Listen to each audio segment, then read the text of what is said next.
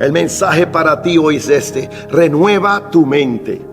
Asegúrate que sigas renovando tu mente.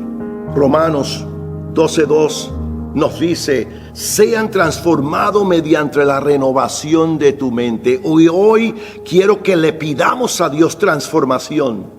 Es lo que nos dice la palabra. La oración es la que renueva tus pensamientos. Lo que te ata mentalmente se rompe cuando hablas con Dios. Así que hoy piensa como Él piensa, sientes como Él siente, y vas a ver cambios. Dile al Señor: Señor, hoy renueva mi mente.